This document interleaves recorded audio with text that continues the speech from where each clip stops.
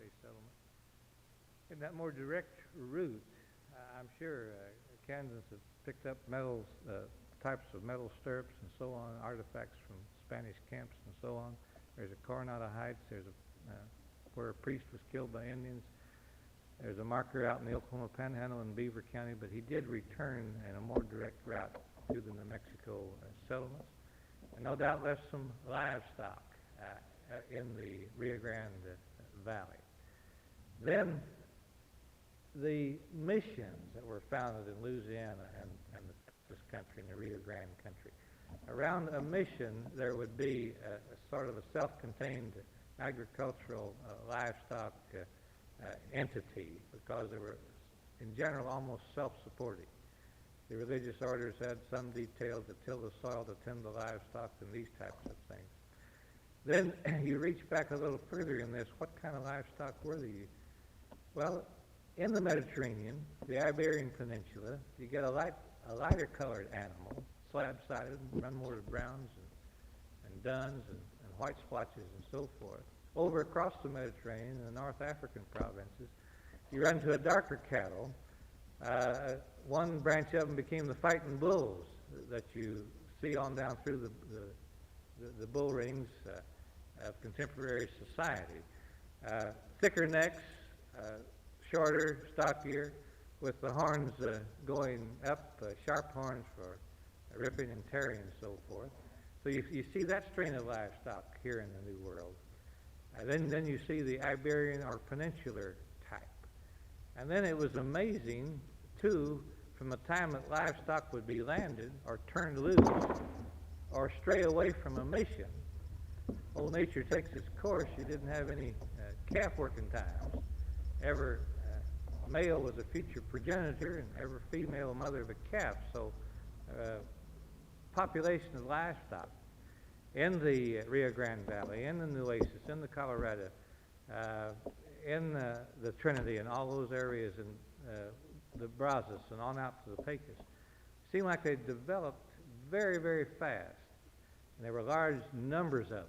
But if you've ever tried to get some of those cattle out of the brush, and the cactus and the mesquite and so forth, you realize they can go in there and reproduce for years, and no one could really corral them until population pressures came along and there was a market for such livestock.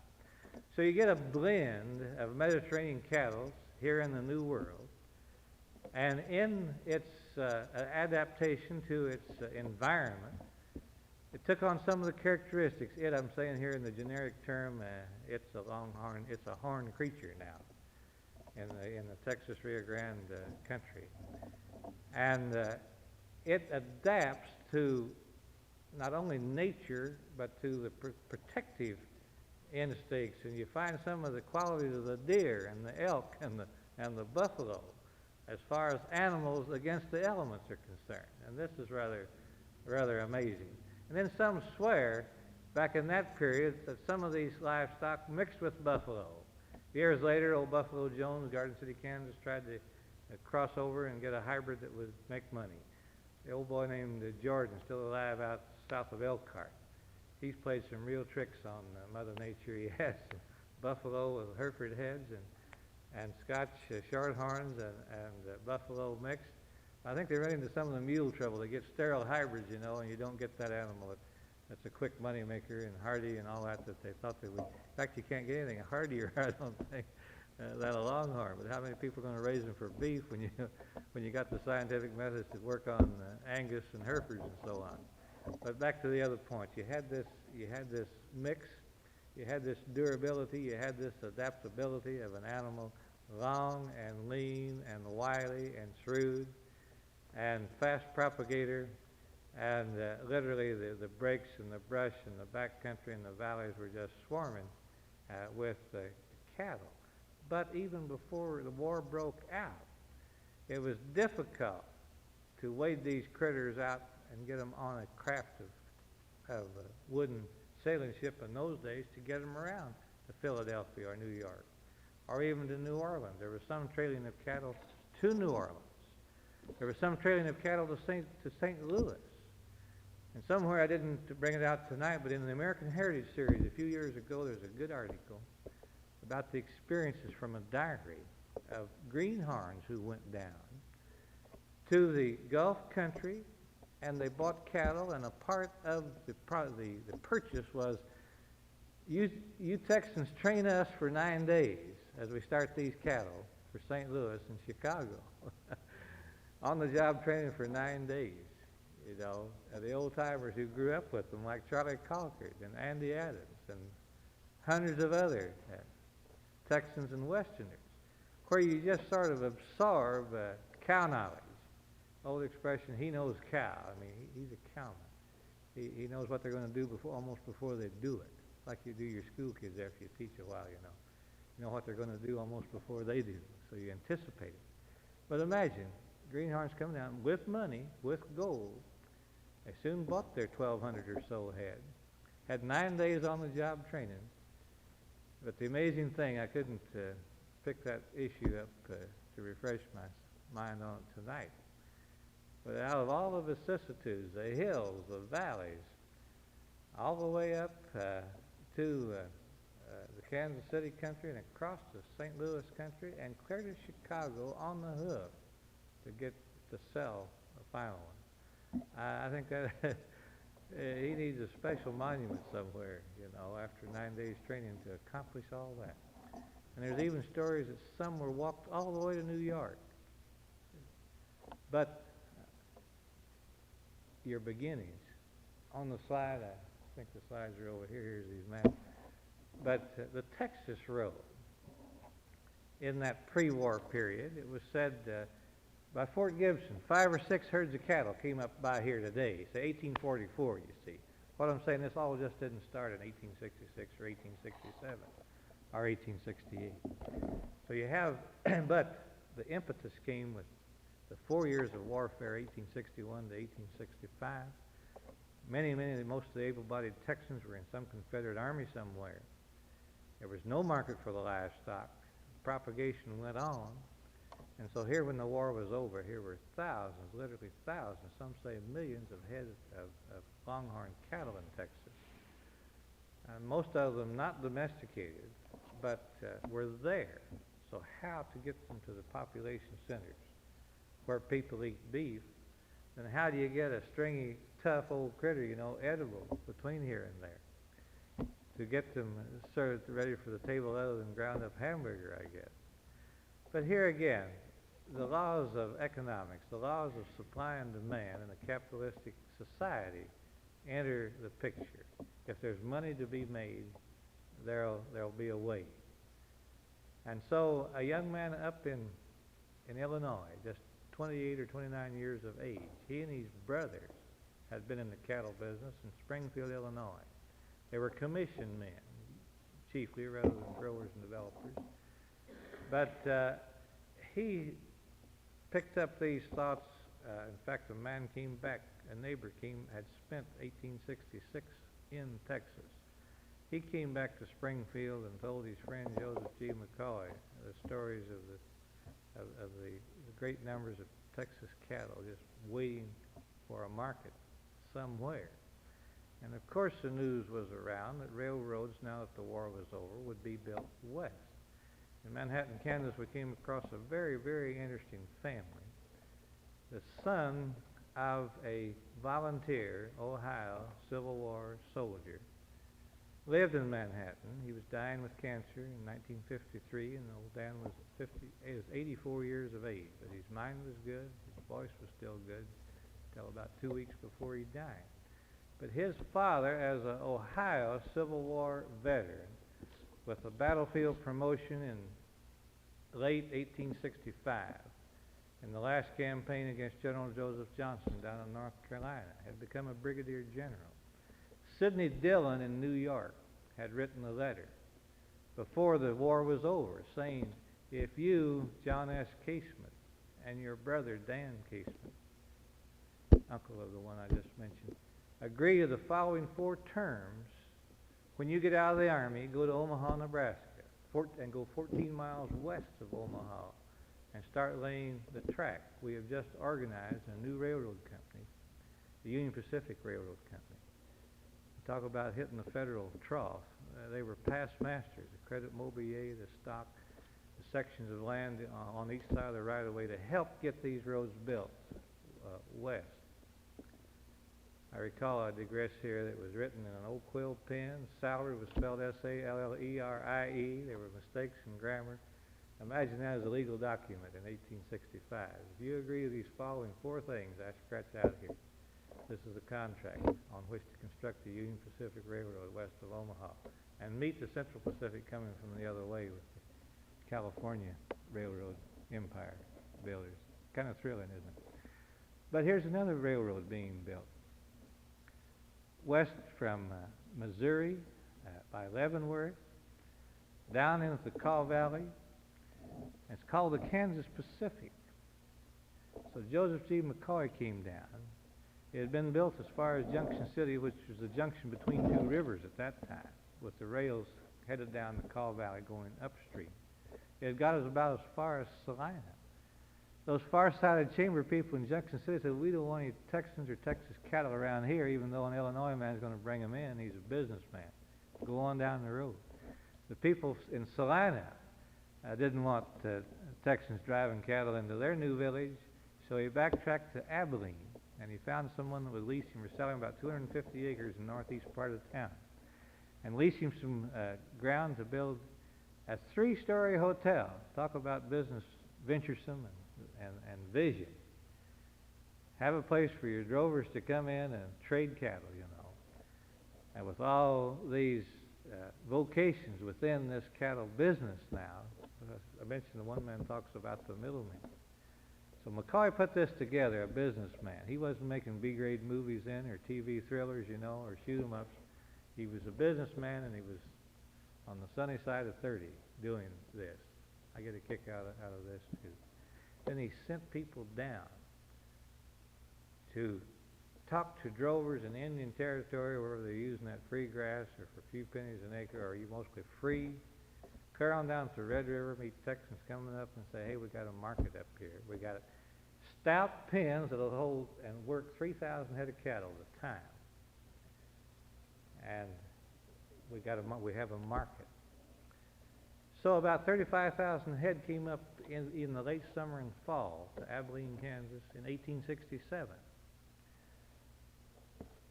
Probably, and statistics don't mean a thing back here, these old boys who got it from their daddies, they'll have the Chisholm Trail in the wrong part of Oklahoma. They'll have a lot of errors in there, bless them. They repeat it like they heard it. That's all right.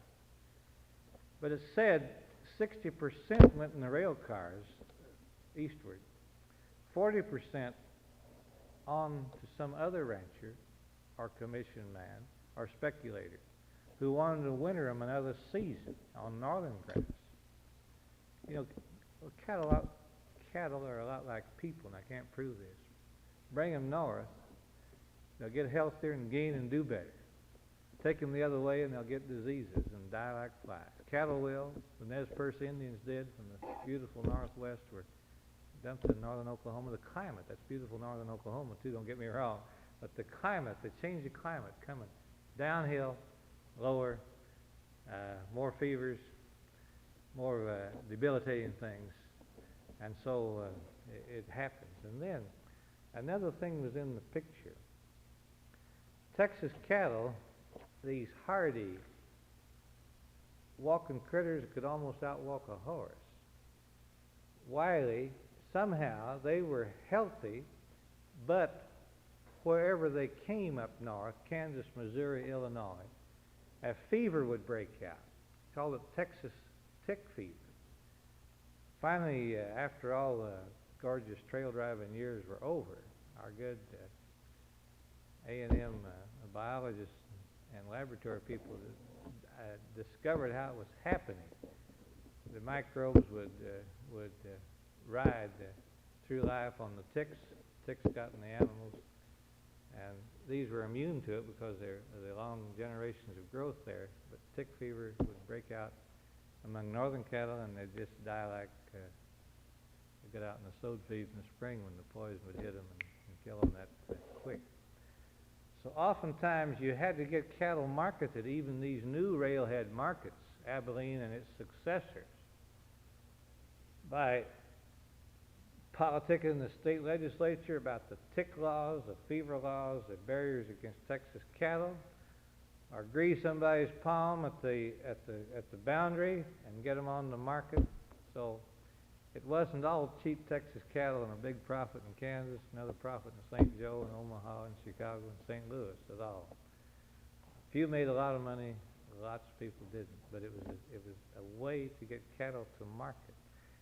There was a long way of rails around, but it was much cheaper per head to walk cattle northward to get them to the rails. Here was the Kansas Pacific I've just described, through Abilene to Solomon to Salina to Ellsworth. Ellsworth was a booming cow town for a short period.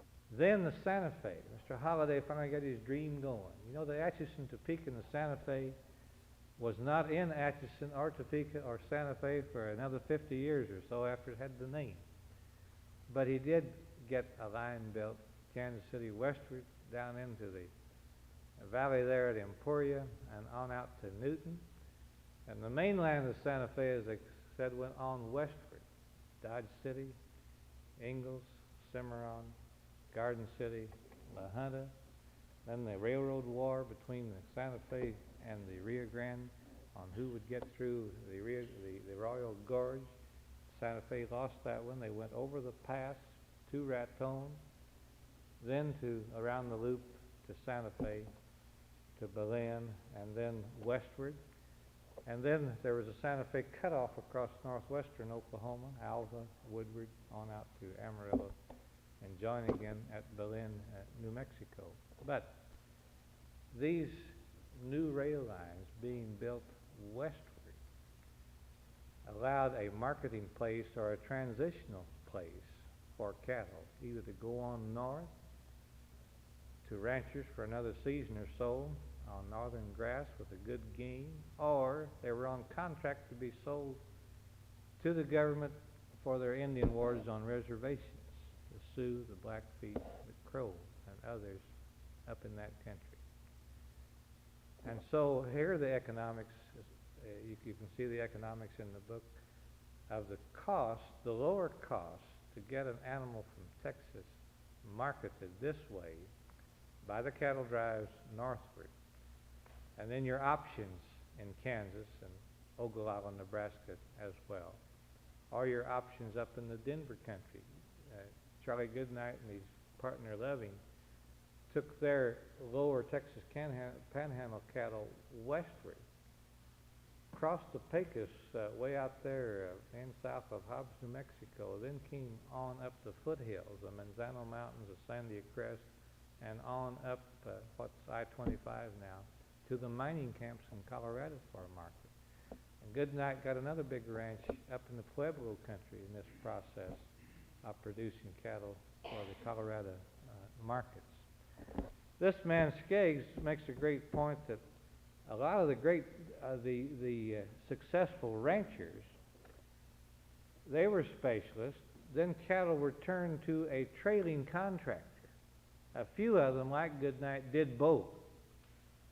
But he emphasizes that, goodness, a rancher with a going outfit, say 100,000 or thousands of acres in Texas, with his cow hands, both Anglo, Mexican, he didn't want to turn his trained, dependable help loose to go north and become the drifters. In other words, he talks about the specialization. There were special trailing cattle contractors, special foremen. Just as we have hundreds of people follow the harvest, used to be the old way, now with combines, these were specialists in trailing them north, coming back the next season and on. Now, we talked about the Longhorn, the economics to Abilene. Of course, there followed, I've mentioned some, but Wichita for a time, then Newton before that, then Wichita, then Dodge City in this last period, and Dodge was at the head of the western trade. But you can't, through all this, you've got to, I mentioned two of the ingredients, the Longhorn and the Mustang, or the cow pony, or the riding pony. And then the cowboy. And there's differences of opinion on how this term got started, how the term maverick got started. The whole vocabulary is a mixture of Spanish, frontier, Anglo, French, sometimes creative derivatives, I'm trying to say. Sometimes during stampedes and cold nights and troubles and blizzards, I think the cowboy coined some new language. But you couldn't have done this, you know, see, without some of these ingredients. You put a man afoot, he's pretty helpless. You women know that when Daddy gets the fever and the grunts, he's completely helpless. Well, a man on the western plains afoot, you know, is a pretty helpless creature. Look down through the years, the knight on shining armor, the knight in shining armor. The aristocrat who could breed blooded horses. The Spanish, what was it, caballero, gentleman, rider up on a horse. The vaquero, V-A-Q-U-E-R-O. That tongue's tangle's getting tongued. And but the man on the horse becomes something special. The Indian on a horse became something special. Look, imagine now, here's another whole semester's course, what the acquisition of the horse by the Indian caused on the western plains, you see, and allowed him mobility. Well, it took men on horses, it took a whole way of life. It was not colonial, it was not Louisiana swamp, it was not Illinois cornfields, it was a cowboy on a horse who became one with that horse as a economic thinking entity to get a job done. Your youngsters were detailed oftentimes to hold the extra horses or to herd them or to have them ready remuted. About 3,000 head of cattle, 2,200 to 3,500. About 12 men. Your foreman oftentimes would be off ahead to meet the contractor or to go into Doane Store or to Wichita or to Camp Supply for provisions. So just like a foreman on a threshing crew or a harvest crew, oftentimes he was awake twice the hours of anyone else, but he was the one who could drop out for business purposes or scouting purposes, and a segundo or second would be in charge. I think you could pick up some of these pictures were taken during the 100 years anniversary of the Chisholm Trail, the Longhorns. They were owned by this rancher in Texas who is preserving the breed and doing a good job of it. But from movies and so forth, you've seen how they string them out, the point men, the side men, the drags, those who bring up the rear, and so on. Another thing to remember is that you weren't just hi-ho, get along little dogies and get them there in a hurry and run flesh off the already thin cattle, say. But you grazed them north on rich grasses that was nature's gift for centuries of rains on the western plains, and we'll skip the droughts now and then. But boy, the buffalo grass belly high when we see it flat on the ground. Grama grass, you know, it would hide a horse. 15 kinds of grasses you see in the blue stem country. Must have been a beautiful sight, a sea of grass as far as you could see. And of course our prehistoric peoples or pre-colonization peoples were the native Indians who moved about with the weather, with the climate, and with the herds of buffalo.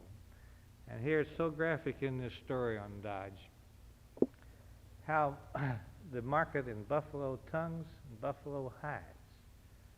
Some German immigrant tanner, I think in St. Louis, figured out a way of getting leather quick out of buffalo hides. You could make boots and shoes and so on.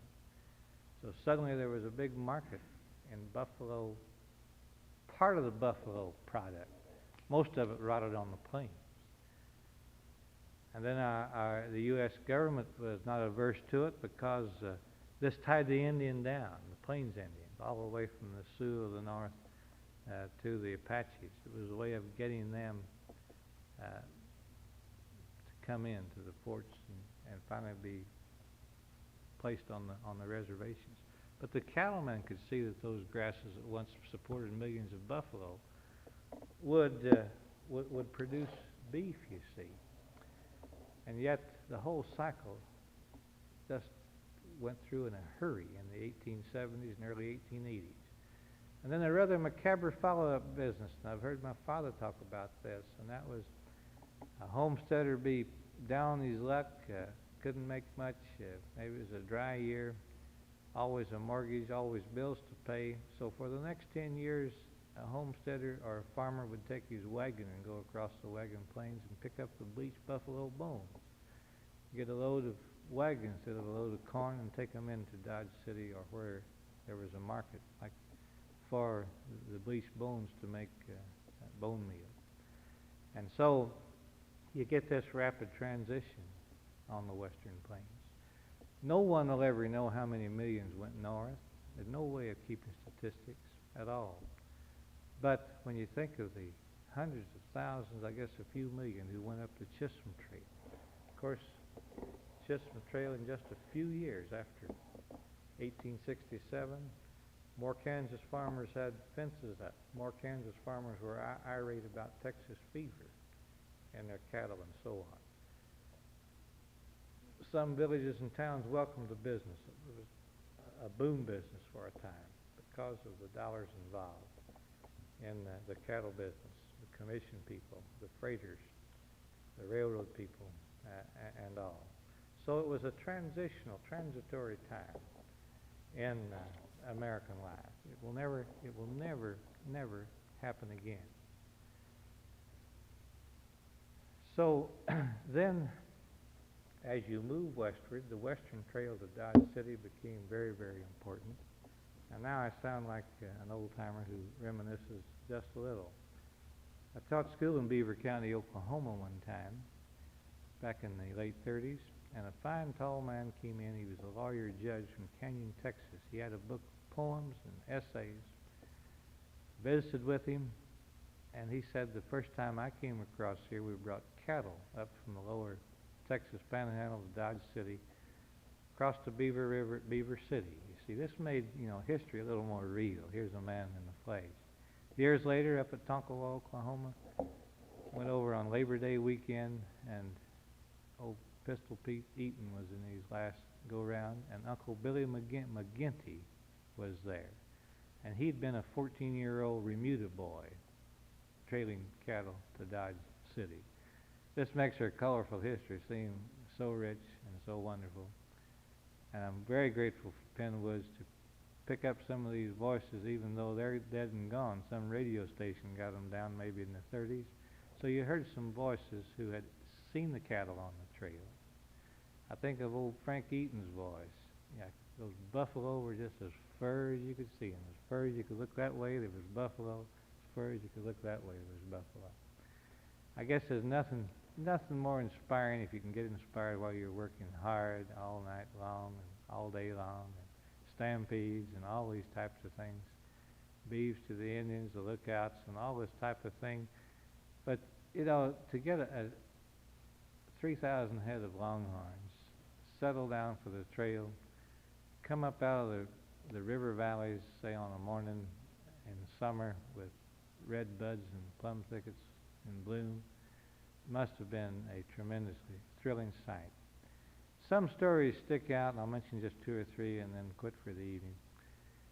But I've noticed wherever men are, some stories just go on, and they always happen to someone who's telling it. And my wife says a preacher tells a story that's been told for 100 years that happened to him. He's telling a story. Well, the cowboys were admittedly telling stories. And the windjammers were there, too, to talk along at times. But there's always the flooding river. I like to think it's the South Canadian because, or was it the North Canadian, it was the most treacherous river of all in quicksand. And so the floods are on and the herds pile up. You try to keep separate for miles back and wait your turn to cross. So this cowboy has a premonition that they shouldn't cross, or there'd be death by drowning. So naturally he was the one who drowned. And the fresh grave along with Plains is this boy who had a premonition. But it always happened. It happened about every crossing. It happened to about every outfit. 7 or 8 years later, it was in somebody's experience that it actually happened. Here's one I'll never forget from the first time I read The Log of a Cowboy. Was it South Canadian or North Canadian? It's worse for quicksand. Can someone help me? I got a mental block on which one. But I'll never forget this. I've had a cow pony in the quicksand in the Cimarron Flats, and it's bad enough. And an old oil field bog near Tonkawa. But I know the panic you can feel as your horse starts churning and starts going down. You wonder if you're going to get out first and if you're going to get your horse out. But here, in these Longhorns getting across the South Canadian, some went down. You hurry them up, you pinch off some and rush them across with your extra saddle horses and try to get the old animal psychology going, following the leader and all this. But about 8 head got down, so they had to get their extra ropes. And this is amazing. You not only work the four legs out of the sand and tie them up to their belly and make a log out of them, you see, but you have to tie up the tail, too, out of the quicksand. Then you get your mules and your extra horses and your lariat ropes and make a tow line and stake that longhorn out like a log. And then they got into it again. Here was one big old heavy black. He was really in there, so they got the mules from the chuck wagon and all. And they couldn't get him out, so they, like pulling a stump, so they twisted around this way, take another lunge, and the old steer came out, but he left one leg in the quicksand. I'll never forget that story. It says an awful lot of things about the northern drives and some of the problems. Then there's always one old boy you get to, and there you see this geography. Goodness, you come out of Texas. If you're coming from South Texas, you've already crossed many, many rivers. And here's the Great Red River. Andy Adams' group went across in good shape. It was down. But you get on up where there's some fairly narrow rivers. And so always, as a bright young man say one time a year or two ago, coming north, on the Chisholm Trail or the Shawnee Trail or wherever it is, we had this problem, and we built a bridge out of cottonwood logs. So this is another folklore. It always happens sometime or other in a period of 2 to 10 years in everybody's drive, where they had to build a bridge out of logs. And still how difficult it was, oftentimes, to get those critters out on that bridge of logs and across to the other side. It was amazing. You could get a herd. You could start with South Texas, 2,800 steers, and get to Dodge City with more steers than you start with. Can you figure that out? One man said 1/3 of ours were cows. I expected the herd to increase. I didn't expect your steer herd to increase. But there was the laws of the trail all the way along about what you did with strays. You just joined up, like the cutbacks and the sorting and all this type of thing. Well, I've enjoyed visiting with you. I haven't told you anything new, but I hope you delve into this further. It's a terrific part of American history. It's man meeting a challenge on the western prairies. And there was a woman who went up the trail, too, one time. I'll make my peace on this story. Her name was Amanda. I think she showed up in Gunsmoke sometime later. But her first name was Amanda, and she went with her husband up the trail. God bless her. Thank you very much.